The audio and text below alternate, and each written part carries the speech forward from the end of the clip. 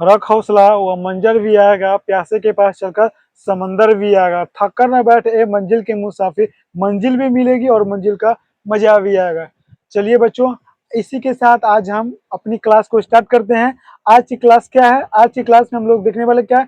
Class 10th का math का first chapter, जिसका नाम है वास्तविक संख्या।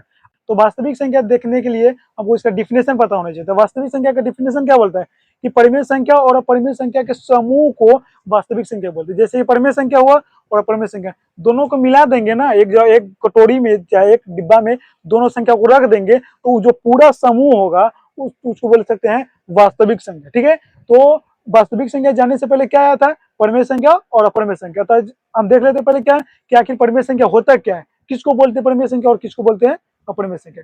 चलिए देखते हैं क्या परिमेय संख्या क्या होता है। देखो बच्चों, परिमेय संख्या क्या होता है? वह संख्या जो p बटा q के रूप में हो, जो p बटा q के रूप में हो और जहां पे q not equal to zero, जहां पे q का मान जीरो नहीं होना चाहिए, तो उस संख्या को हम परिमेय संख्या बोल सकते हैं। और जहां p और q, यहाँ p और जो यहाँ पे है ना p बटा q, तो जहां p और q पूर्णांक संख्या होना चाहिए, याद रखना यहाँ कि हमेशा p और q पूर्णांक होना चाहिए ही, नहीं तो अगर वो पूर्णांक संख्या नहीं होगा तो ये परिमेय संख्या नहीं हो सकता है।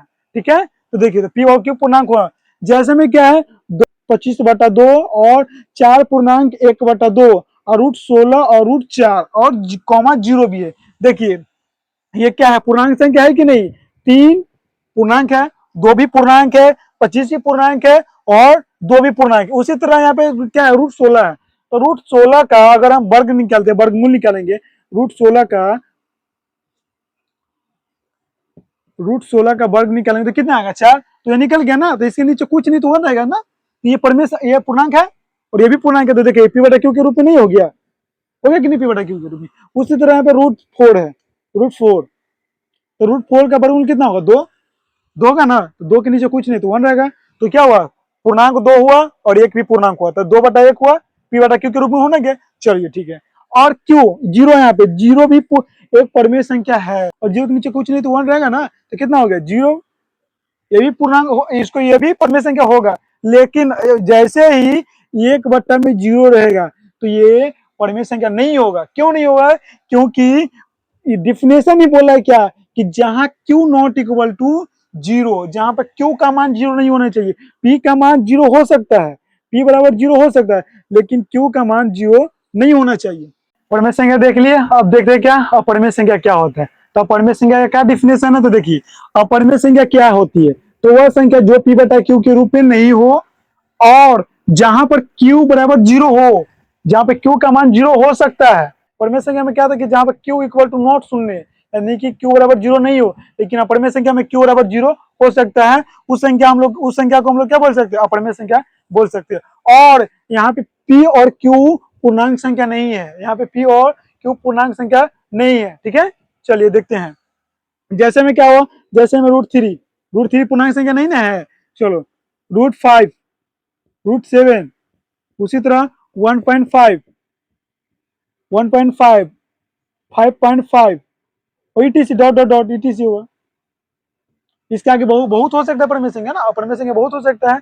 जैसे कि देखो, परिमेय संख्या और अपरिमेय संख्या देख लिए, अब देखते हैं वास्तविक संख्या क्या होता है। जो तो परिमेय संख्या और अपरिमेय संख्या क्या है? परिमेय संख्या और अपरिमेय, परिमेय और अपरिमेय के समूह को वास्तविक संख्या कहते हैं।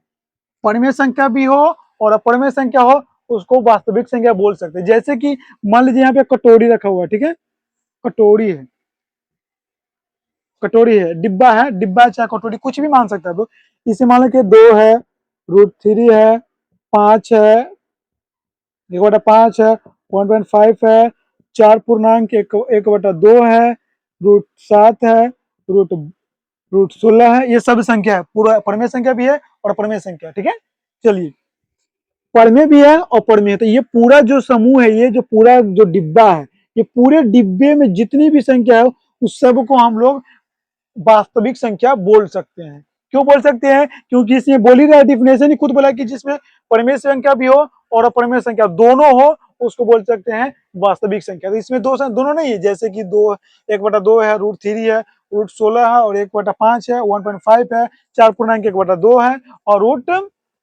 7 है, ये दोनों है। तो जैसे में हम लोग लिख सकते हैं, जैसे में क्या लिख सकते हैं, देखिए जैसे में हो जाएगा 1/2 √3 √7 √16, 14 भी हो सकता है, 16 भी हो सकता है, √16 1.5 2.1/2, ये सब क्या है, वास्तविक संख्या है। यूक्लिड विभाजन एल्गोरिदम के प्रयोग से हमको HCF कैसे निकाला जाता है, HCF कैसे निकाला जाता है, यूक्लिड विभाजन एल्गोरिथम में रहेगा क्या, HCF कैसे निकाला जाता है। फर्स्ट टॉपिक क्या है, सेकेंड टॉपिक क्या है, अभाज्य गुणनखंड विधि से HCF और एलसीएम अभाज्य गुणनखंड विधि से HCF और एलसीएम कैसे निकाला जाता है, वो दूसरा टॉपिक हमारा हुआ। और तीसरा टॉपिक क्या है, सिद्ध करने वाला प्रश्न देगा। कैसे सिद्ध करने वाला प्रश्न देगा, तो जैसे कि मान लो कि √3 दे रहा, बोले क्या, √3 सिद्ध करे कि √3 एक अपरिमेय संख्या है, चाहे √5 रहेगा, चाहे √7 रहेगा, ये सब रहेगा, ठीक है। और इसमें टॉपिक टाइप रहेगा, एक फर्स्ट टाइप हुआ, और सेकंड टाइप क्या रहेगा, उसी में क्या करेगा, ऐड करके देगा कि 3 + √3 सिद्ध करे कि 3 + √3 एक अपरिमेय संख्या है, चाहे 4 + √5, चाहे 7 + √7, या दे देगा क्या 5 - √5।